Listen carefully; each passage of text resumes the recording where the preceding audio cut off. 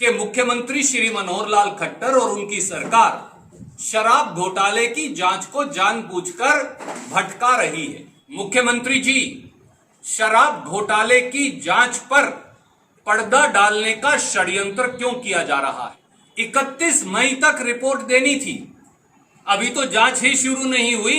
मंदिर पर, गुरुद्वारे पर ताला और मैं खाने का बोलबाला। आदरणीय मोदी जी तो सोशल डिस्टेंसिंग का पाठ पढ़ाते हैं और आप फ्लाइट में पैसेंजर्स को इकट्ठे बिठाते हैं और ट्रेन में ठूस ठूस कर सवारियों को ले जाते हैं, तो फिर अब सोशल डिस्टेंसिंग कहां गई? प्रवासी मजदूरों की त्रासदी मोदी निर्मित त्रासदी है। दुकानदार अंदर रो रहा है और मजदूर सड़क और किसान सड़क पर रो रहा है। यह खट्टर सरकार का शासन।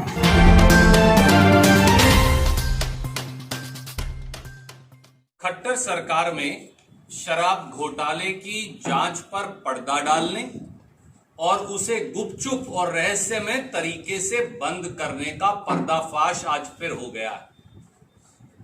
अब स्पेशल इंक्वायरी टीम के मुख्य जांच अधिकारी एडीजीपी सुभाष यादव तो 31 मई को रिटायर हो जाएंगे, परंतु कहां है शराब घोटाले की जांच की रिपोर्ट, जिसके तार सीधे सीधे खट्टर सरकार में उच्च पदों पर बैठे लोगों और राजनीतिज्ञों तक जुड़े हैं। आज यह साफ हो गया कि मुख्यमंत्री श्री मनोहर लाल खट्टर और उनकी सरकार शराब घोटाले की जांच को जानबूझकर भटका रही है। अब यह साफ हो गया और सामने आया कि खट्टर साहब पूरी फाइल को उन्होंने पहले भेज दिया लीगल ओपिनियन के लिए एलआर के पास, लीगल रिमेम्बरेंस के पास, और एलआर ने अपना उस पर राय देने से इनकार कर दिया कि स्पेशल इंक्वायरी टीम को धारा 32 के अंदर शक्तियां दी जा सकती हैं या नहीं। फाइल भेज दी फिर एडवोकेट जनरल के पास। एडवोकेट जनरल ने भी इनकार कर दिया कोई स्पष्ट राय देने से। खट्टर साहब, हरियाणा की जनता बेवकूफ नहीं। आप फाइल को एलआर और एडवोकेट जनरल के बीच में फुटबॉल बनाकर भेज रहे हैं ताकि जांच शुरू ही ना हो तो कंप्लीट कब होगी? और सुभाष यादव तो 31 तारीख को रिटायर हो जाएंगे, आईपीएस ऑफिसर हैं, तो जब 31 तारीख को रिटायर ही हो जाएंगे, ये बात हमने पहले भी कही, तो फिर जांच होगी कैसे? इसलिए हमारे सीधे सवाल शराब घोटाले को लेकर मुख्यमंत्री श्री मनोहर लाल खट्टर से हैं। मुख्यमंत्री जी, शराब घोटाले की जांच पर पर्दा डालने का षड्यंत्र क्यों किया जा रहा है? दूसरा सवाल, मुख्यमंत्री जी, शराब घोटाले की जांच की फाइल को आप एलआर और एडवोकेट जनरल के बीच में फुटबॉल बनाकर क्यों उलझा रहे हैं? कभी एलआर को भेज देते हैं, कभी एजी को भेज देते हैं, और स्पेशल इंक्वायरी टीम को धारा 32 की शक्तियां क्यों नहीं दी गई? तीसरा सवाल, 31 मई तक रिपोर्ट देनी थी, अभी तो जांच ही शुरू नहीं हुई, क्योंकि वो तो कानूनी पचड़ों के अंदर धारा 32 के अंदर उलझी हुई है। ये जांच कंप्लीट कैसे होगी 31 तारीख तक? चौथा सवाल, सुभाष यादव अकेले पुलिस अधिकारी एडीजीपी जो स्पेशल इंक्वायरी टीम का हिस्सा हैं, वो तो रिटायर हो जाएंगे 31 तारीख को, तो क्या ये पूरी जांच पर पर्दा डालने और इसे गुम करने का आपका तरीका है? पांचवा सवाल, स्पेशल इन्वेस्टिगेशन टीम ही केवल और केवल, जैसा मैंने पहले भी कहा, वो शराब माफिया को और उसके तार किन राजनीतिज्ञों और अधिकारियों से जुड़े हैं वो जांच कर सकती थी, क्योंकि एसआईटी का गठन क्रिमिनल प्रोसीजर कोड की धारा 2H और 2O के तहत सरकार कर सकती है। एसआईटी को अख्तियार है कि वो रिकॉर्ड खंगाले, वो रेड करे, वो एक्साइज डिपार्टमेंट का रिकॉर्ड चेक करे, वो बयान रिकॉर्ड करे और जरूरत पड़े तो गिरफ्तार करे। स्पेशल इंक्वायरी टीम का कोई कानूनी महत्व ही नहीं, उसका कानून में कोई रिकॉग्निशन ही नहीं, कोई पहचान नहीं।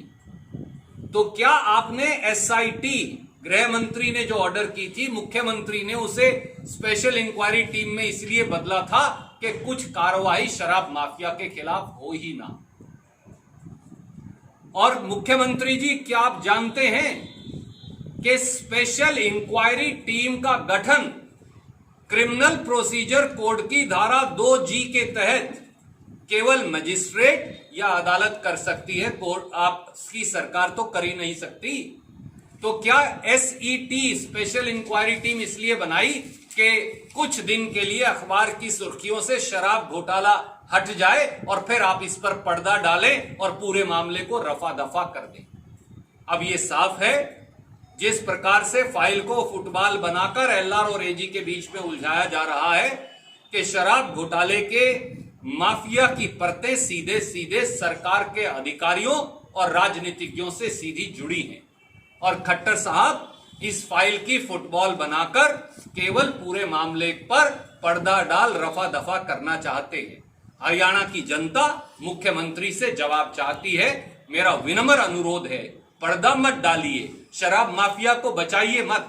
आपकी सरकार में किस किस ने शराब बेची, कितने सैकड़ों करोड़ की लॉकडाउन में शराब बेची, उस माफिया के तार किससे जुड़े हैं सरकार में, ये सारी बात खुलने दीजिए। स्पेशल इन्वेस्टिगेशन टीम का आज भी देर नहीं हुई गठन करिए, DGP हरियाणा की मार्गदर्शन में, और दोषियों को सजा। हम बार बार सरकार पर दबाव डाल रहे हैं। आपने ये देखा, अगर शराब माफिया का ये घोटाला पत्रकार साथी और मैं ना उठाता, कांग्रेस पार्टी ना उठाती, तो ये स्पेशल इंक्वायरी टीम भी गठन ना होती।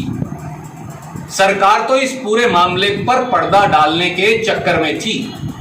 हमारे दबाव पर ये स्पेशल इन्वेस्टिगेशन टीम बनी, मुख्यमंत्री ने उसे स्पेशल इंक्वायरी टीम में बदल दिया ताकि वो एक ऐसी बॉडी बन जाए जिसके ना दांत हो, ना आंख हो, ना हाथ हो, ना पांव हो, ना ताकत हो, ना चलना आए।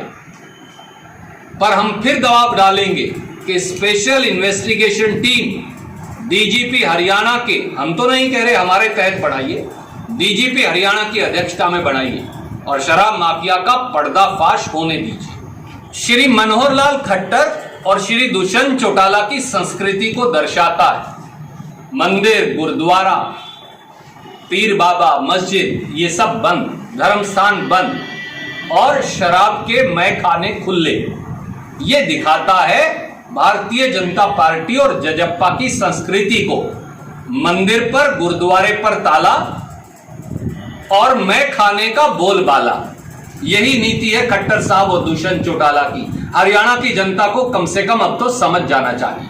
पर आज भी उस पर कुमारी शैलजा जी और मैं फतेहाबाद और रतिया के अंदर धरना लगा रहे हैं, एक सांकेतिक धरना, क्योंकि आजकल लॉकडाउन का समय है इस वजह से। और आप ये पाएंगे कि जब तक खट्टर सरकार से हम 9 मई 2020 का काला आदेश वापस नहीं करवा देंगे तब तक ये धरने जारी रहेंगे। आदरणीय मोदी जी तो सोशल डिस्टेंसिंग का पाठ पढ़ाते हैं और आप फ्लाइट में पैसेंजर्स को इकट्ठे बिठाते हैं और ट्रेन में ठूस ठूस कर सवारियों को ले जाते हैं, तो फिर अब सोशल डिस्टेंसिंग कहां गई? सच ये है कि इस सरकार को आगे दौड़ पीछे चोड़, एक जो कहावत है, इस सरकार की ना नीति है, ना नियत है, ना रास्ता है, ना दृष्टि है।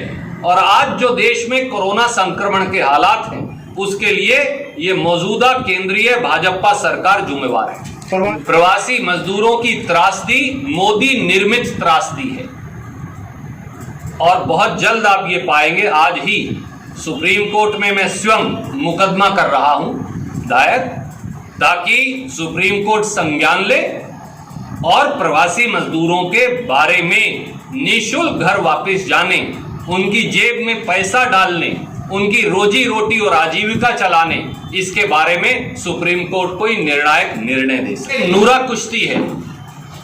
हिंदुस्तान में 7 करोड़ दुकानदार हैं, हरियाणा में लगभग 8 से 10 लाख दुकानदार हैं। 63 दिन से उनका 63 दिन से धंधा बंद पड़ा है। 63 दिन घर चला सकता है कोई?